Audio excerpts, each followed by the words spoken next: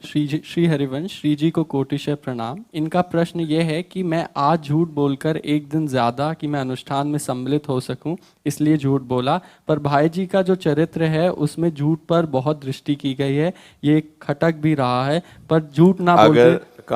अगर झूठ से झूठ छूट जाए तो वो झूठ झूठ ही नहीं होता, वो सत्य होता है। अगर हमें झूठ बोलकर वृंदावन आना पड़े, झूठ बोलकर भजन करना पड़े, झूठ बोलकर भगवान से प्रेम करना पड़े तो बहुत भाग्य है ऐसे झूठ का। ऐसे झूठ को हम कभी नहीं छोड़ेंगे, पक्का। अब हम प्रेम में रो रहे हैं प्रभु से, प्रभु की तन्मयता में, और कोई पूछे आप ठाकुर जी के प्रेम में रो रहे हो, झूठ बोलना पड़ेगा? नहीं नहीं, हमारे अंदर कहाँ ऐसा भाव है। तो शरीर में पीड़ा थी या कुछ आंखों में परेशानी, बड़े बड़े सिद्धों को ये झूठ बोलते देखा है।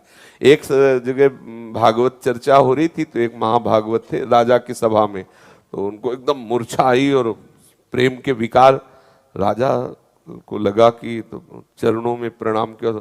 जब सुध आई तो देखा सब प्रणाम नमस्कार, तुरंत उन्होंने बात बदली, बोले महाराज ये कोई प्रेम की दशा नहीं, हमें मिर्गी आती है। राजा ने कहा अच्छा? बोले हाँ वो हट गए, सब हट गए। तो अब देखो झूठ बोल गए ना, अपने प्रेम को छिपाने के लिए, भगवत भजन बढ़ाने के लिए जो झूठ बोला जाता है वो निषेध नहीं है।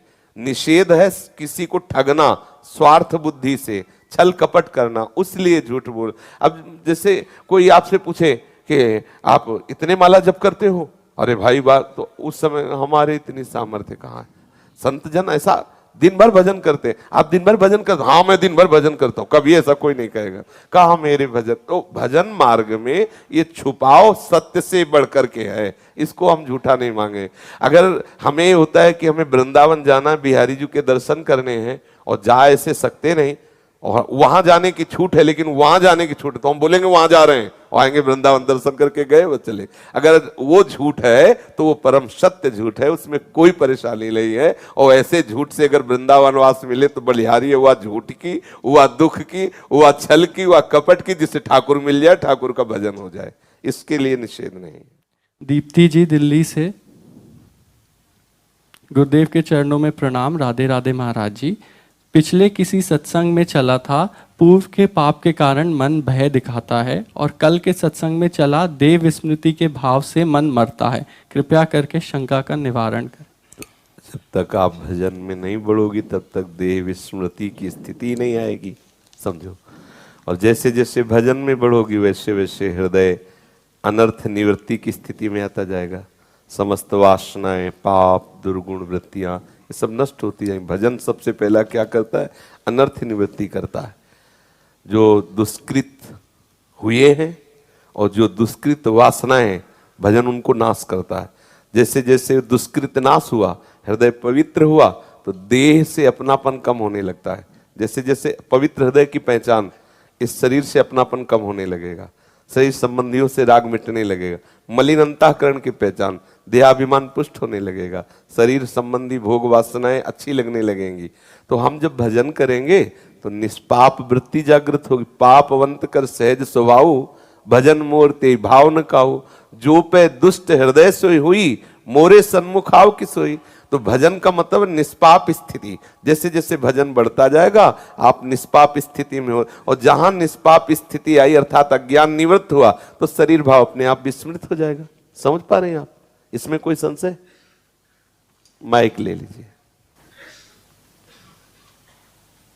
महाराज जी, जैसे मन ने पिछली बार बहुत डराया अकारण, 2-3 साल पहले, तो मन ये लगा कि कोई पाप हुआ होगा या क्या, क्यों डरा रहा है, समझ नहीं आया। लेकिन अब जैसे धामवास की निष्ठा बनती है और फिर मन डराता है।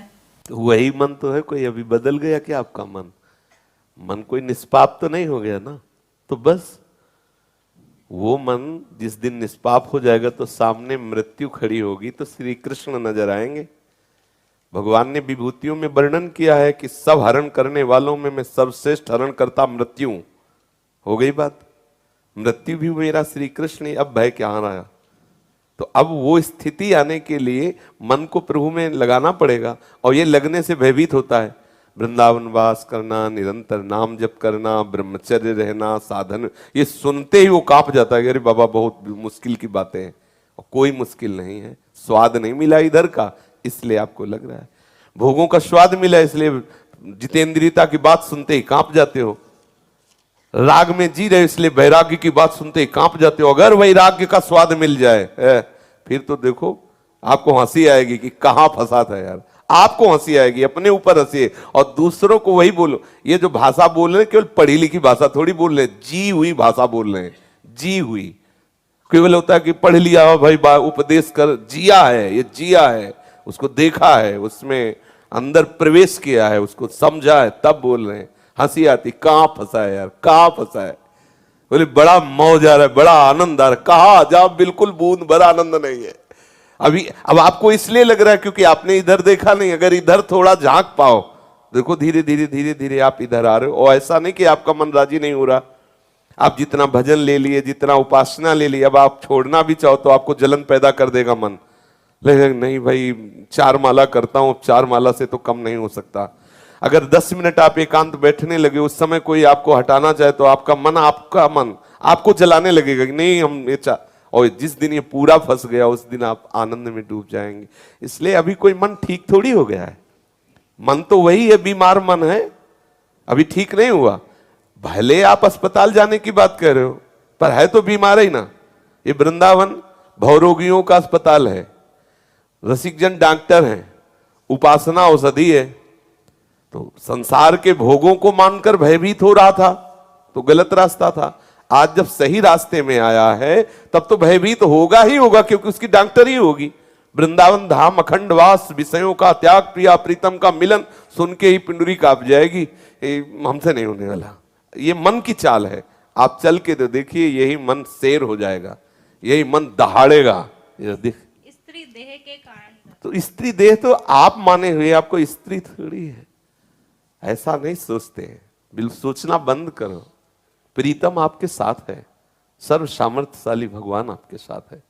भले आप वृंदावन वास न करें, आप घर में रह करके सर्व सामर्थ्यशाली बन सकती हैं। पूज्य राधा बाबा, बड़ा आनंद आया उनकी वाणी से। बाबा ने कहा जब आनंदमयी माता सामने बैठती तो लगता सिंहनी पे सवार दुर्गा बैठी हुई है। आप स्त्री को कोई साधारण समझते हैं क्या? विदेशी अंग्रेजों के दांत खट्टे हो गए, लक्ष्मीबाई आदि महावीर, इन वीरांगनाओं। स्त्री शरीर स्त्री है तो अपने को ऐसे मान रहे हो, हिला के रख दे, कोई ऐसा ना समझे सब राज इन्हीं का है।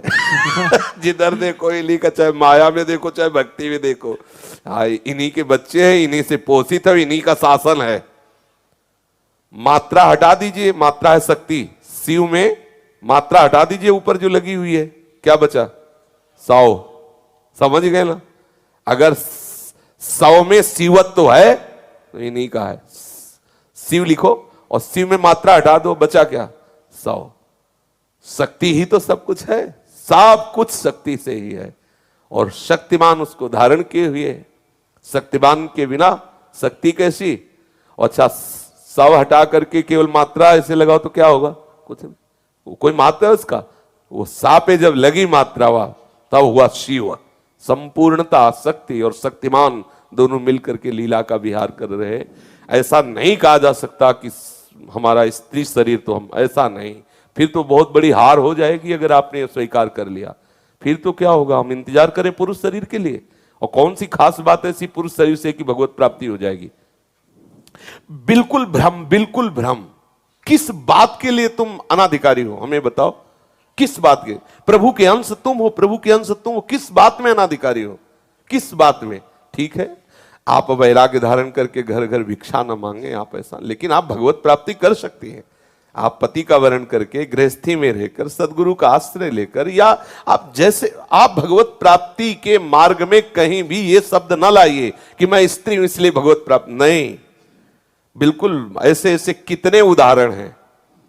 करमेती जी और जब यहां वृंदावन आई तो दिन में पूरा शरीर में रज लगाकर वृक्षों में रहती हूँ, रात में नीचे उतरती हूँ, यमुना जल आदि पान करके भजन करती।